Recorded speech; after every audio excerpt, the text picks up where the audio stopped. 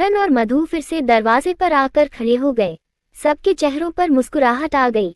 आरती ने सबसे पहले पानी का लोटा लेकर दोनों के सिर से 3 बार उतारा और फिर दरवाजे के दोनों ओर डाल दिया। उसके बाद उसने दोनों के माथे पर कुमकुम का टीका लगाया। फिर उन्होंने दोनों के सिर पर अक्षत डालकर उनकी आरती उतारी। अंदर आओ बेटा, आरती मुस्कुराते हुए बोली। दोनों ने अंदर आते ही फिर से उसके पैर छुए तो वो उनके सिर पर हाथ रखकर बोली, हमेशा खुश रहो, भगवान तुम दोनों की जोड़ी हमेशा बनाए रखे। उसके इतना कहते ही मधु उसके गले लग गई और उसकी आंखें फिर से भर आई। आरती ने खुद को संभाला और उसे खुद से दूर करके बोली, आप सब बैठिए, मैं सबके लिए चाय नाश्ता लेकर आती हूँ। शालिनी मुस्कुराते हुए बोली, नाश्ते की कोई जरूरत नहीं है आरती जी, आज हम सब ने आपकी बेटी के हाथों का बनाया नाश्ता ही किया है और नाश्ता इतना टेस्टी था कि हमने सुबह सुबह ही इतना खा लिया है कि अब दिन भर कुछ भी खाने की जगह ही नहीं बची। शालू ठीक कह रही है बेटा, मधु ने वाकई बहुत स्वादिष्ट नाश्ता बनाया था और हमें पता है कि इन्होंने ये सब आपसे ही सीखा होगा, इसलिए आज नहीं पर बहुत जल्द हम आपके हाथों का नाश्ता ही नहीं बल्कि डिनर भी करेंगे, और वो भी अपने पूरे परिवार के साथ। शालिनी के पास बैठी शोभा मुस्कुराते हुए बोली। तो मधु फट से बोल पड़ी, हाँ दादी माँ, मेरी माँ बहुत अच्छा खाना बनाती है और मैंने उनसे ही खाना बनाना सीखा है। आप उनके हाथों का बनाया खाना खाएंगी तो उंगलियां चाटती रह जाएंगी। पर फिर वो बोलते बोलते रुक गई और झेप गई। मेरा मतलब था कि आपको उनके हाथों का खाना पसंद आएगा। इतना सुनते ही सब हंसने लगे। ठीक है, नाश्ता ना सही, चाय तो पी लीजिए, मैं अभी लेकर आती हूँ। आरती इतना कहकर तेजी से किचन में चली गई। किचन में आते ही उसने ऊपर सीलिंग की ओर देखा और बोली, आपका बहुत बहुत शुक्रिया भगवान, जो आपने इतना बड़ा हादसा होने के बाद भी मेरी बच्ची की जिंदगी संवार दी, बहुत बहुत शुक्रिया आपका। उसने मुस्कुराते हुए अपने आंसू पोंछे और चाय चढ़ाने लगी। बाहर बैठे हरनाम मधु से बोले, मधु जाओ बेटा, करण को अपना कमरा दिखाओ। उसने तुरंत करण की ओर देखा जो उसे ही देख रहा था। उसने करण को साथ आने का इशारा किया। करण हल्की सी मुस्कुराहट के साथ मधु के साथ उसके कमरे में आ गया। मधु कमरे में आते ही बोली, ये मेरा कमरा है। करण ने नजरें घुमाकर कमरे में चारों ओर देखा। कमरा छोटा था पर हर चीज व्यवस्थित रखी हुई थी।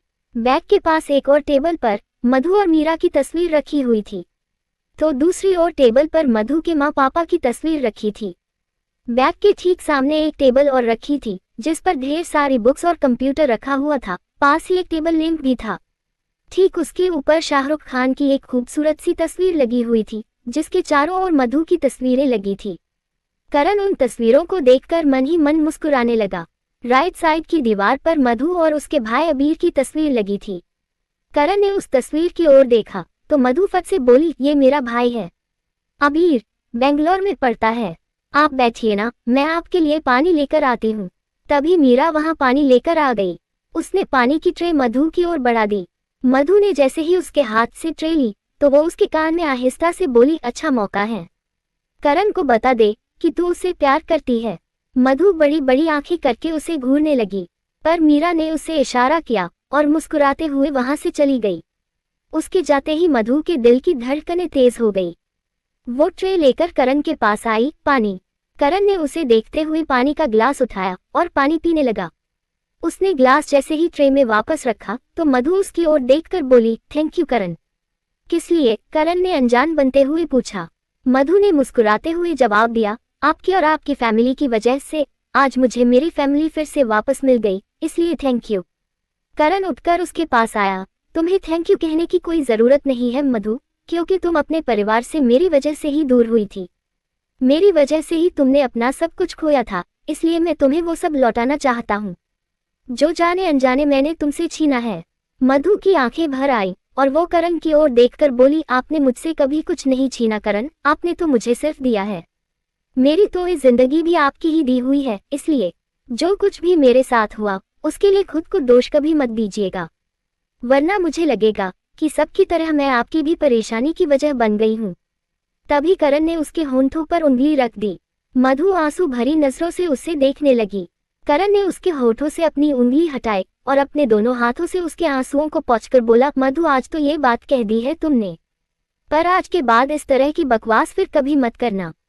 तुम मेरी परेशानी की वजह कभी नहीं थी और ना ही कभी होगी। सच तो ये है कि जब से तुम मेरी जिंदगी में आई हो, मैं जिंदगी जीना सीख गया हूँ और अब मैं अपनी सारी जिंदगी तुम्हारे साथ जीना चाहता हूँ। क्यों? मधु ने बहुत प्यार से पूछा। क्योंकि मैं तुमसे, करण बोलते बोलते चुप हो गया। मधु उसके आगे कुछ और कहने का इंतजार करने लगी। करण उसे देखकर मन ही मन बोला, करण ये क्या करने जा रहा था? तू तो ये चाहता है ना कि जब तू मधु से अपने प्यार का इकरार करे तो वो लम्हा मधु के लिए उसकी जिंदगी का सबसे खूबसूरत लम्हा बन जाए। इसलिए खुद पर काबू रख, वरना तू मधु को स्पेशल फील कैसे करवाएगा? आप कुछ कह रहे थे? तभी मधु ने उसकी ओर देखकर पूछा। करण के चेहरे पर तीखी सी मुस्कुराहट आ गई। उसने अपना हाथ मधु की कमर पर रखा और उसे अपने करीब ले आया। मैं ये कह रहा था कि अगर तुम्हें मुझे थैंक्स कहना ही है तो मेरे सवालों के जवाब दे दो, मेरे लिए बस इतना ही बहुत होगा। मधु ने मासूम सा चेहरा बना लिया। बस इतना? तो आप ऐसे बोल रहे हैं जैसे आपके सवाल बहुत आसान है। आपको कुछ पता भी है कि एक लड़की के लिए कितना मुश्किल होता है वैसे सवालों के जवाब देना, जैसे आप मुझसे पूछ रहे हैं। इतना कहकर वो अचानक से चुप हो गई, पर करण मुस्कुराते हुए उसे देखने लगा। मधु की नजरें शर्म से झुक गई और वो वहां से जाने लगी, पर करण ने उसकी कलाई पकड़ ली और उसे फिर से अपने करीब ले आया। मधु दरवाजे की ओर देखते हुए खुद को छुड़ाने की कोशिश करने लगी। वैसे इतनी भोली तुम हो नहीं जितना बनती हो, करण उसकी झुकी हुई पलकों की ओर देखकर बोला।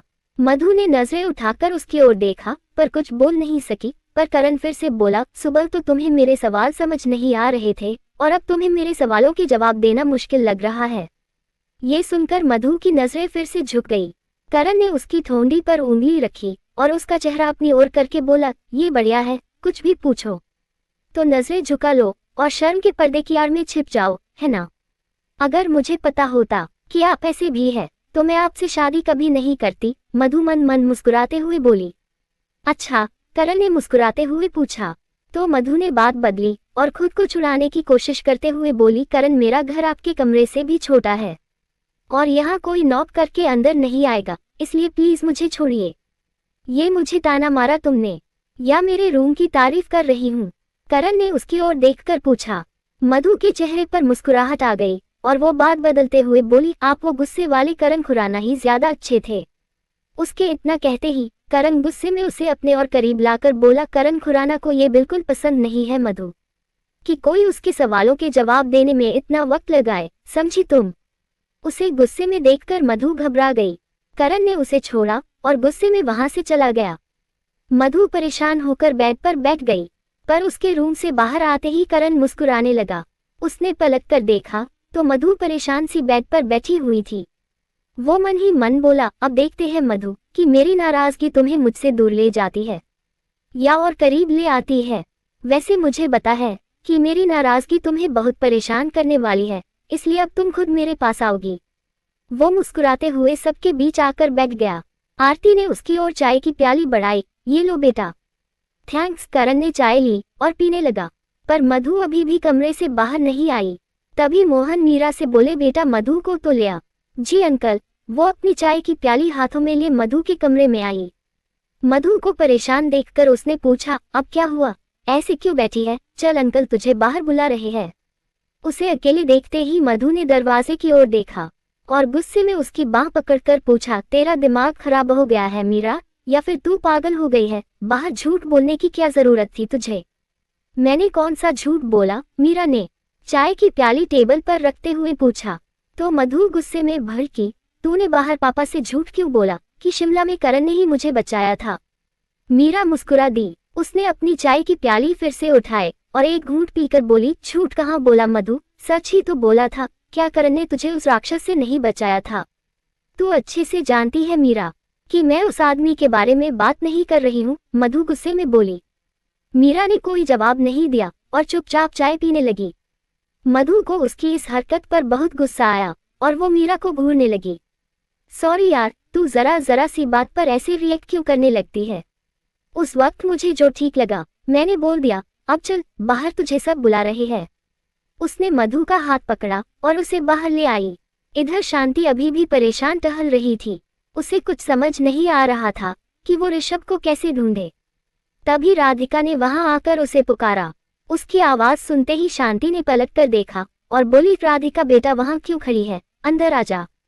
राधिका अंदर आते हुए बोली, मुझे पता है कि आप ऋषभ के लिए परेशान हैं मोम, पर ऋषभ कोई छोटा बच्चा नहीं है, अपने आप आ जाएगा। और वैसे भी उसने ये सब पहली बार थोड़ी किया है। पहले भी कई बार वो बिना किसी को कुछ बताए हफ्तों तक लापता रहा है और फिर अपने आप लौट आया है। आई एम श्योर कि इस बार भी लौट आएगा, तो प्लीज आप उसकी इतनी फिक्र मत कीजिए, वरना आपका ब्लड प्रेशर बढ़ जाएगा। राधिका की बातें सुनकर शांति परेशान होकर बेड पर बैठ गई और बोली, इस घर में मेरे बेटे की किसी को कोई फिक्र नहीं है। सब उस राह चलती लड़की के स्वागत में लगे हुए हैं, पर किसी ने एक बार भी ये जानने की कोशिश नहीं की कि इस घर का बड़ा बेटा कहाँ और किस हाल में है। राधिका आकर उनकी बगल में बैठी और अपनी मोम को साइड से पकड़ते हुए बोली, मोम, ये सारी बातें आपके दिमाग में आती कहाँ से है? और आपको ऐसा क्यों लगता है कि इस घर में ऋषभ की किसी को परवाह नहीं है? आपको पता है, शालू चाची भी आपके जितना ही ऋषभ के लिए परेशान है। आपकी तरह वो भी कल से उसे फोन करने की कोशिश कर रही है, यहाँ तक कि उसके सारे दोस्तों को फोन करके उसके बारे में पूछ चुकी है। और करण के निकलने से पहले उन्होंने खुद करण से कहा है कि वो ऋषभ का पता लगाए, और करण ने भी उनसे प्रॉमिस किया है कि वो बहुत जल्द ऋषभ को घर ले आएगा। तो प्लीज आप कुछ गलत मत सोचिए और थोड़ी देर आराम कर लीजिए।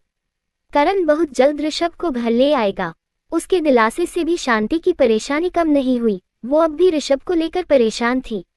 दूसरी ओर शोभा ने चाय की प्याली टेबल पर रखी और उठकर बोली, अच्छा शर्मा जी, अब हमें इजाजत दीजिए। अपनी बहू को आपके पास छोड़े जा रहे हैं।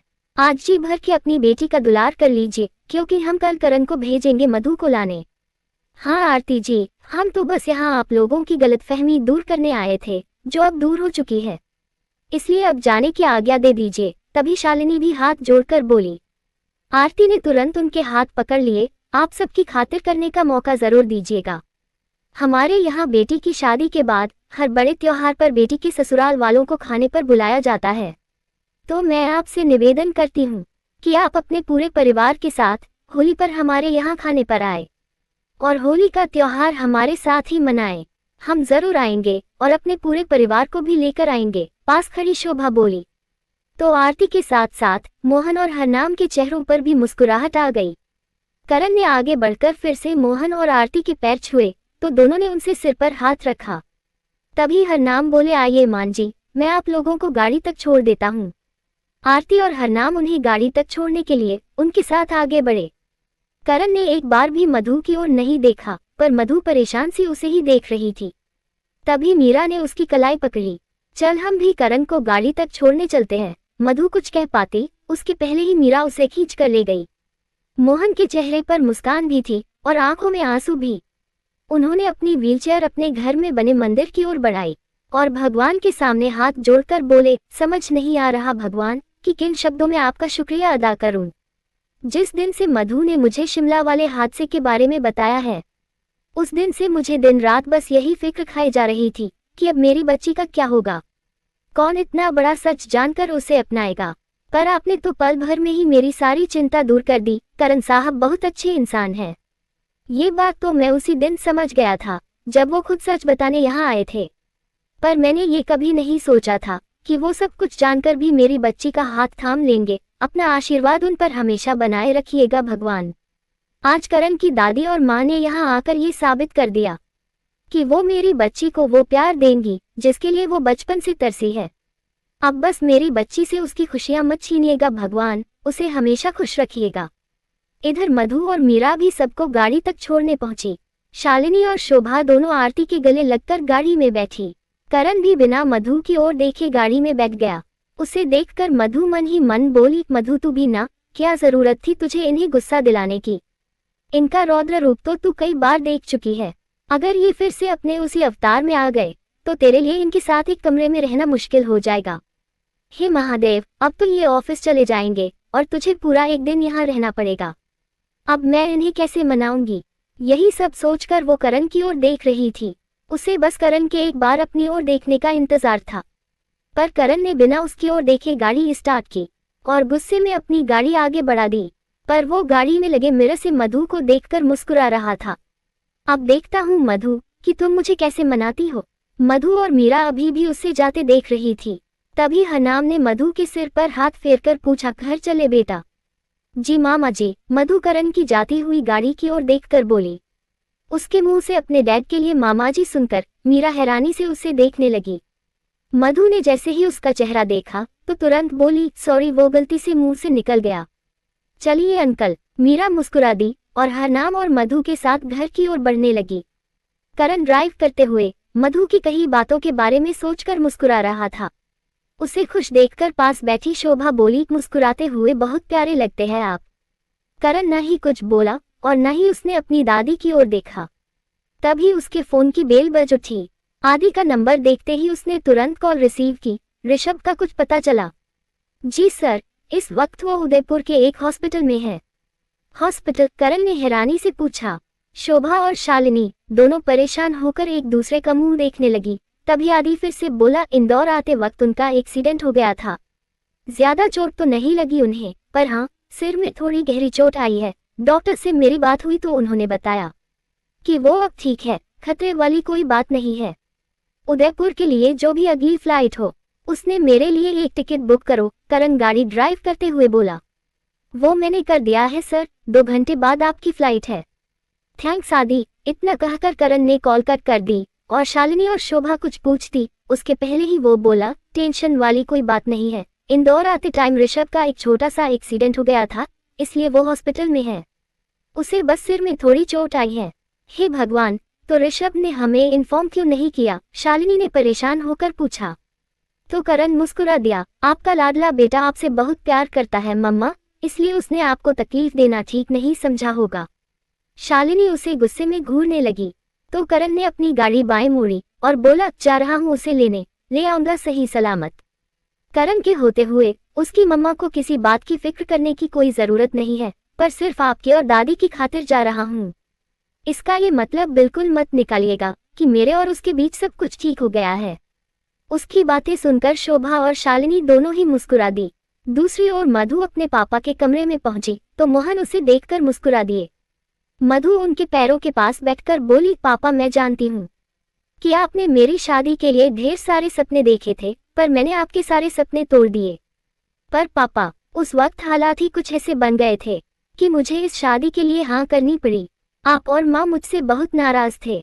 मीरा भी मुझसे रूठ गई थी, तो मुझे लगा कि मैं तो अपना सब कुछ हो चुकी हूँ, पर अगर मेरी वजह से 2 घरों की इज्जत बच सकती है तो इसमें क्या बुराई है? मैं किसी की तो काम आई। बस यही सब सोचकर मैंने इस शादी के लिए हाँ कह दी। आप मुझसे नाराज तो नहीं है ना? मोहन ने मुस्कुराते हुए उसके सिर पर हाथ फेरा। बेटा, जो हुआ वो शायद तुझे और करण को मिलाने के लिए ही हुआ था। महादेव ने शायद बहुत पहले ही तेरी और करण की जोड़ी बना दी थी, तभी तो महाशिवरात्रि के दिन तुम दोनों के साथ फेरे हुए हैं। इसलिए मेरे पास मेरी बेटी से नाराज होने की अब कोई वजह रही ही नहीं। और वैसे भी हर पिता का बस यही अरमान होता है कि उसकी बेटी अपने ससुराल में राज करे।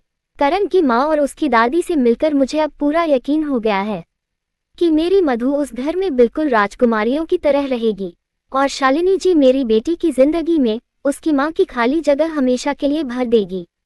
मेरी जिंदगी में माँ की कमी कभी थी ही नहीं पापा। माँ ने भले मुझे अपनी बेटी ना माना हो, पर मेरे लिए वो ही मेरी माँ है। मैंने अपनी जन्म देने वाली माँ को कभी नहीं देखा। अगर देखा है तो उस माँ को जिन्होंने नाराजगी से ही सही मुझे पाला है, इसलिए वही मेरी माँ है और हमेशा रहेगी। मधु की बातें सुनकर मोहन मुस्कुरा दिए। दरवाजे पर खड़ी आरती भी ये सब सुनकर रोने लगी। तभी मीरा वहां आ गई। उसे देखते ही आरती ने तुरंत अपने आंसू पोंछ लिए।